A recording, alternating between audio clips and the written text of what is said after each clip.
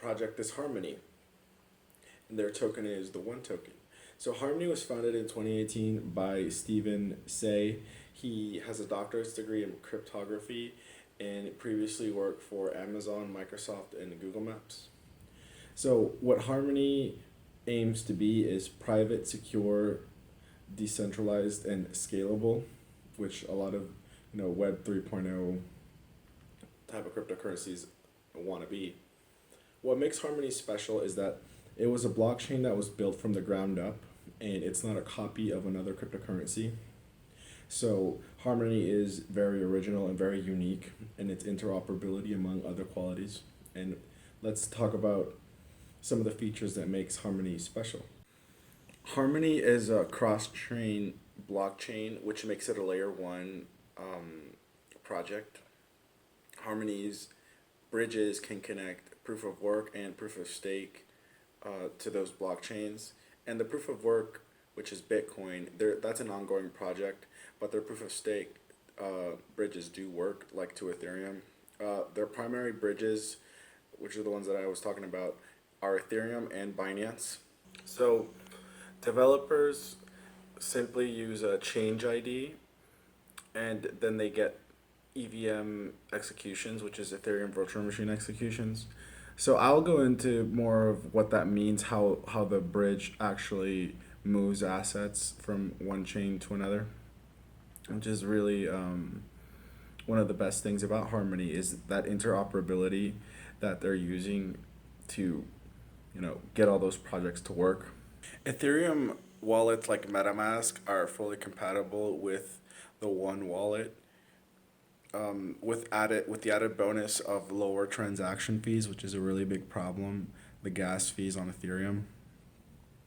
So transaction messages and execution environments are integrated with the One Wallet, and you won't have a problem, using your current setup with the One Wallet, which is highlights the great interoperability that Harmony aims to achieve. To expand on interoperability, on October 2020, the Horizon Bridge was launched on the mainnet for Harmony, and this allowed for two important assets to become compatible with the One Wallet, and those assets are BUSD and Chainlink. With Chainlink's deployment on the mainnet, users can now trade 1 ETH atomic loans, and this allows for a lot more use cases with Harmony and the One Wallet. And I've linked to an article below that kind of talks about some of the things that you can do with Chainlink and Harmony. So I do recommend that you guys, read that. You can link your Terra as source and Harmony as destination, and that's sort of the mechanism that allows you to swap assets between the two. So I want to talk about metrics. The market cap for the Harmony is 13 billion plus as of October 28th, 2021.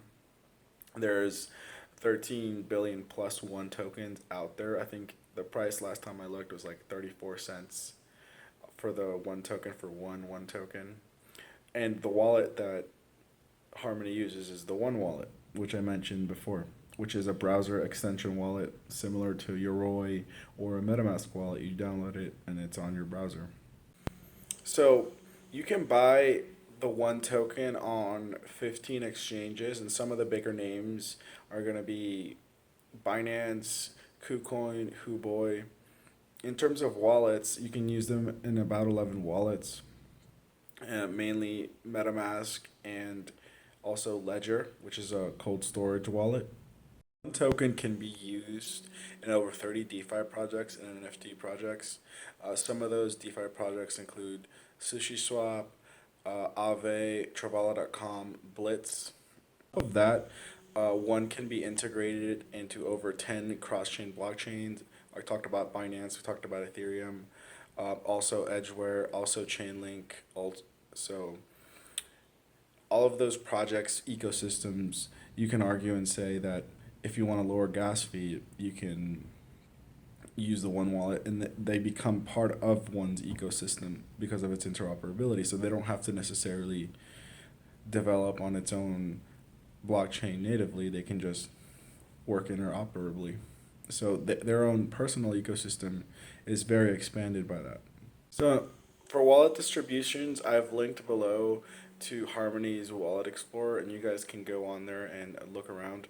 One other thing that I will mention as well is that they haven't really been listed on an exchange like Coinbase, and part of the reason for that is that they don't have enough validators going.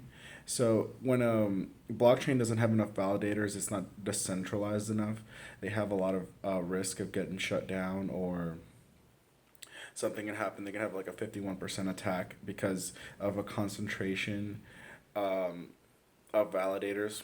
So they have actually a very low threshold for validators. I think it's something like 1,001 tokens that you need to have, and there's not slashing fees. So they really make it easy for someone to, you know, mine. When it's proof of stake, you don't mind, but they make it something, they make it easy for someone to be a validator, is my point. And once they resolve that and they do have enough validators, they'll get that coinless listing, and then their price should definitely pump at that point once, once they have those validators distributed. So Harmony wants to get rid of the limitations that are preventing other cryptocurrencies from becoming mainstream. They want to be the mainstream cryptocurrency. So I've heard it be said that Harmony right now is what Ethereum 2.0 could be, with lower gas fees, high transaction fees. So they want to have low transaction fees, and they want to be able to be scalable. And they've kind of achieved the scalability through interoperability and the validator problem that I spoke about. Once they solve that, they'll be well on their way to do it. So a good way to think about Harmony is what Ethereum 2.0 could be right now.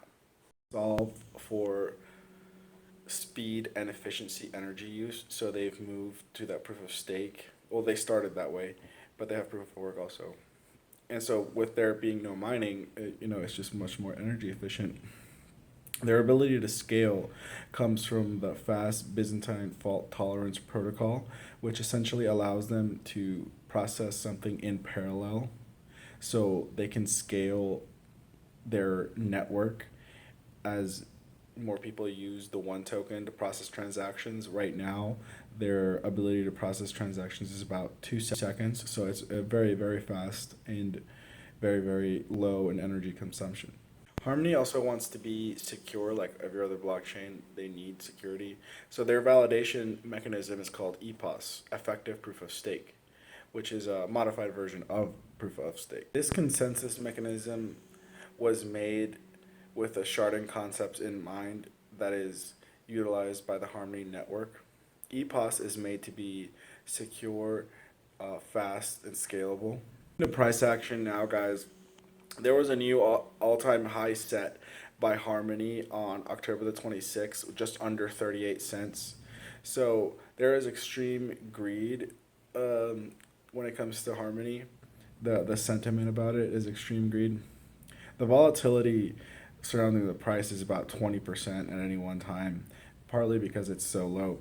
And some of the price predictions at the end of this bull cycle put Harmony, the one token, at about 50 cents to $1.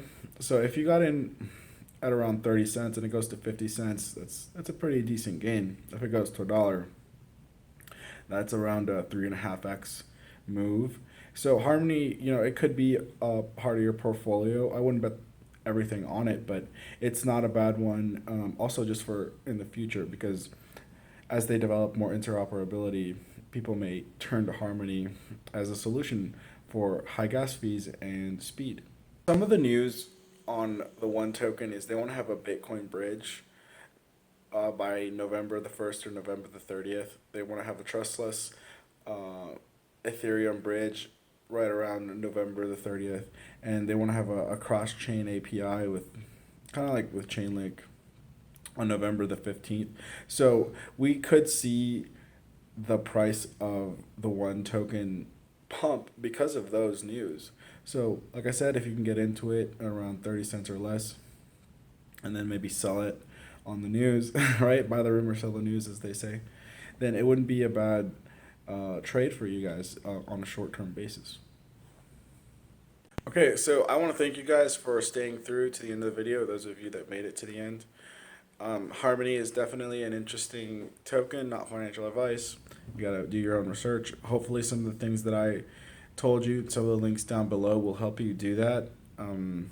Overall, I think a lot of projects out there, they want to kill Ethereum, right? Ethereum killers. And one wants to work with Ethereum and just solve some of those problems and be an alternative and be interoperable. So they've definitely taken a more, not an aggressive attack route, just like they're trying to find a place for their own project, which is smart. And they have a very good team with Stephen Say.